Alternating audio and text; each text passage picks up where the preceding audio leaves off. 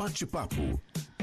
Moisés, nós estamos recebendo aqui no estúdio a doutora Luiziane Maria da Silva. Ela é advogada e nós vamos falar sobre as alterações no que se refere ao dano moral na Justiça do Trabalho. Quais são essas alterações? A gente vai tentar entender na manhã desta quarta. Doutora, bom dia, prazer tê-la conosco. Bom dia, Aline, bom dia, Moisés, bom e bom dia, ouvintes da Rádio Independente. Acho que dando um passo atrás, quando a gente fala desse dano na justiça, esse dano moral da Justiça do Trabalho, do que a gente está falando? Então, o dano moral, a indenização por dano moral, então, o que é? Ela tem por objetivo reparar, compensar a dor, o sofrimento, a angústia, o abalo psicológico da vítima. E também de punir o causador, para que não volte a acontecer a determinado dano. Então, a indenização ela sempre existiu, né? Ela é regulada pelo Código Civil e na Justiça Comum. Então, são vários os exemplos assim, de dano moral, como, por exemplo, acidente de trânsito, inscrição indevida em órgãos de proteção ao crédito, que é muito comum. Então, enfim. E a fixação do valor da indenização é o juiz quem determina, né, de acordo com a gravidade do caso, as provas que foram feitas no processo. Assim é na Justiça Comum. Na Justiça do Trabalho, que é uma justiça especializada, então as indenizações por dano dano moral, elas são em relação à relação de trabalho entre empregado e empregador. E são vários os exemplos também na Justiça do Trabalho, que é o assédio moral, assédio sexual também, que é passível de indenização por dano moral, perseguições em razão de opção sexual, raça, as condições do ambiente de trabalho, isso é muito comum também, ambientes insalubres ou, né, no geral, assim, que podem gerar uma indenização por dano moral. E também o que eu entendo que é o mais comum, que é acidente de trabalho e doenças ocupacionais. Então, até eu trouxe aqui dados do TRT, Tribunal Regional do Trabalho da 4ª Região, que é aqui do Rio Grande do Sul. Dano moral, indenização por dano moral é o terceiro pedido mais comum em ações trabalhistas no ano de 2022. Então, com a reforma trabalhista, que ela aconteceu em 2017, foi introduzido um artigo que tabelou o valor das indenizações, foi o artigo 223G da CLT. Então, ele tabela de acordo com a gravidade e o salário do ofendido. Eu até vou trazer aqui o que diz esse artigo. Ele diz que a ofensa pode ser de natureza leve, e a indenização seria até 3 vezes o último salário contratual do ofendido. Se fosse uma natureza média, seria 5 vezes o último salário, a natureza grave 20 vezes e a natureza gravíssima 50 vezes. Então, o limite do dano moral na Justiça do Trabalho, de acordo com esse artigo, seria 50 vezes o salário do trabalhador. Ou seja, doutora, para quem percebia, para quem ganhava mensalmente um salário, ele ganharia cerca de 50 mil reais, um pouco mais do que isso. Exatamente. E às vezes, assim, dependendo da mesma situação, seriam indenizações diferentes. Inclusive, daí essa situação chegou ao STF porque se discutia a constitucionalidade ou não desse artigo. E se usou até na ação trabalhista lá o exemplo da tragédia de Brumadinho, que lá foi o mesmo evento para todos os trabalhadores, então aquela tragédia que todo mundo tem conhecimento, e, por exemplo, o operário que ganhava o salário mínimo e o engenheiro que talvez ganhava um valor maior receberiam valores diferentes. Então, isso não é constitucional, não é justo, né? Entendo pessoalmente que não é justiça isso. Porque o juiz ele tem que analisar o caso, a situação em específico, as provas do processo, para determinar. Então, foi isso que o STF julgou agora, no final de junho, né, depois de, então, 6 anos aí, quase da reforma trabalhista, que aconteceu em 2017, estava desde então essa discussão, e permite, então, que os juízes possam julgar de acordo com o entendimento deles e passar desses valores. né? Porque às vezes a questão é mais grave e pode gerar indenizações maiores. No processo, se analisa o ambiente familiar, por exemplo? Sim. Aquele profissional, ele é a principal renda da família. Isso é arrolado no processo? Sim. Claro que além da indenização por dano moral, também tem a indenização por dano material, que são a pensão, porque daqui a pouco um pai, uma mãe de família que gera toda a renda para uma família, fica os filhos. Então, ele também vai ter, além do dano moral, indenizações por dano material, mas claro que isso é levado em consideração, sim, né? Então, por isso que cada caso é específico, para aumentar o valor das indenizações. Então, com essas alterações, não há mais essa tabela?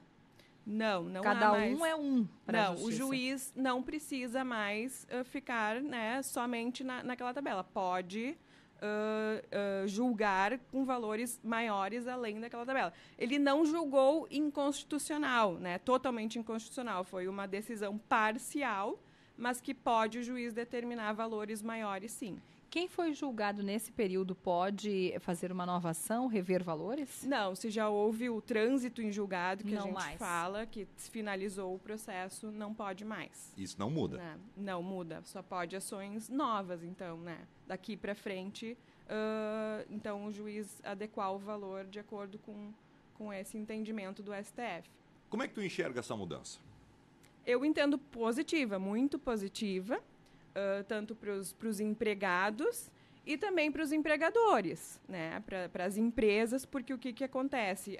As empresas também precisam se preocupar, né, com a questão de equipamento de proteção individual, treinamento para os funcionários, ajustar o ambiente, se preocupar com a saúde e a segurança do trabalhador, e isso também influencia num valor da indenização. Então, eu acho que é positivo para os dois lados. Tanto assim, se tu comprovar um dano, o empregado comprova um dano maior, ele vai ter uma indenização maior, mas, por outro lado, se a empresa comprovar que se preocupou com o funcionário, que né, prestou todo, né, os equipamentos de proteção, fez treinamento, né, tinha um ambiente organizado, isso também vai repercutir numa indenização menor. É bom para todos os lados, o Exato, fato da alteração. Exatamente, para todos os lados. Doutora, a questão do dano moral. Quais são as acusações que têm sido mais recorrentes? Quais são os assédios que acontecem mais dentro do ambiente profissional? Dentro do ambiente profissional, são os acidentes de trabalho e as doenças ocupacionais. Eu acho que essa é... O que é doença ocupacional? Doença ocupacional é, por exemplo, aquelas de esforço repetitivo, dor no braço, no ombro, dores na coluna, que é a LER-DORT, que a gente chama. Problemas auditivos, tem muito. A ansiedade também, depressão, se comprovado que é relacionada ao trabalho. Algumas empresas impõem metas e tem que cumprir metas, e aí a pessoa acaba, né, adquirindo uma ansiedade, uma depressão em razão do trabalho.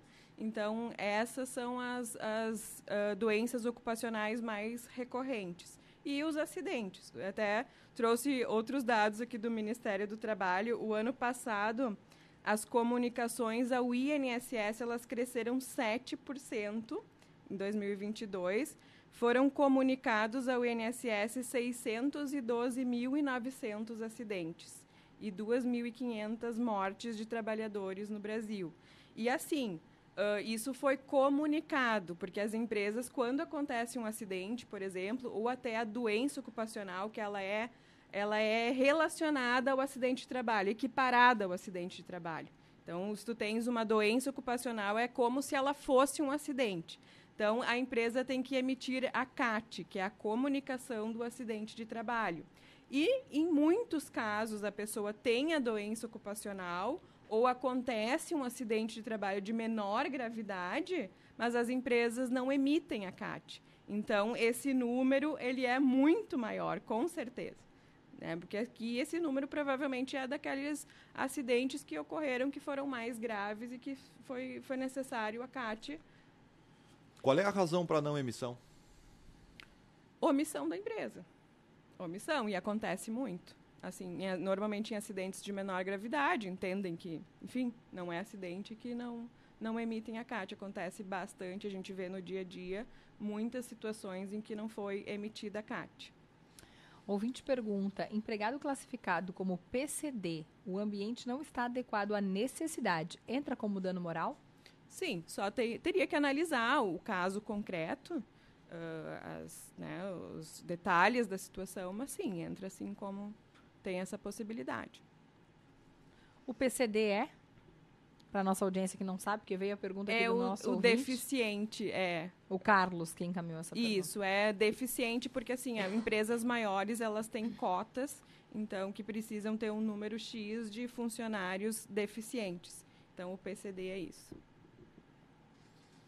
Muito bem. Preocupante, né, Aline? Porque a depressão já começa a aparecer dentro dessas causas aí possíveis, né, de desgaste mental. Então, isso aí preocupa cada vez mais aqui no Brasil. Acho que o Brasil, não sei se não é um dos primeiros em depressão, hein? Não vou nem falar que é devido ao emprego, mas já está aparecendo também no ambiente profissional. Exatamente. E além da questão da indenização do dano moral, tem a repercussão também no INSS. Os benefícios previdenciários, com as doenças, com o acidente, então as pessoas precisam encaminhar os benefícios. E o importante também mencionar que, assim, quando é uma doença ocupacional ou um acidente de trabalho, o funcionário ele tem que encaminhar o benefício como auxílio-doença acidentário, que é um código B91. E aí é esse que vai gerar, por exemplo, a estabilidade de 12 meses que o empregado tem após o acidente. Então, porque muitas vezes o que acontece? Não é emitida a CAT pela empresa quando é doença ou um acidente de menor gravidade, a pessoa encaminha um benefício previdenciário, que é o benefício, o auxílio-doença comum, que é o B31. E aí esse não vai gerar a estabilidade. Aí tem que depois se fazer um processo contra o INSS para trocar, para comprovar que era relacionado a um acidente ou uma doença ocupacional. Então, é todo um transtorno que tem que ter e a pessoa acaba não tendo aí a estabilidade. Aí está doente ou teve algum problema com um acidente e aí retorna para a empresa e muitas vezes é demitido. Não tem aquela estabilidade de 1 ano.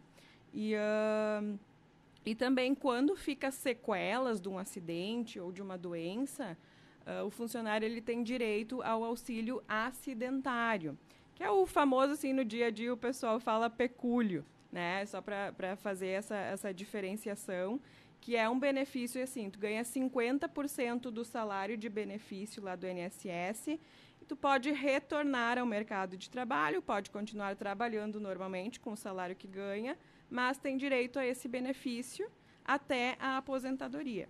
Então, também é uma repercussão que tem. Então, a gente vê assim, como tem gastos também, né, do governo com essas questões, assim, de acidente, doença, enfim.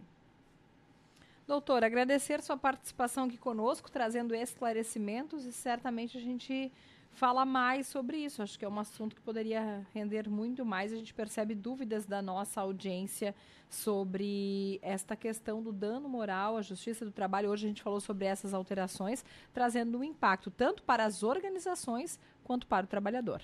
Eu agradeço a participação e estarei sempre à disposição quando precisarem.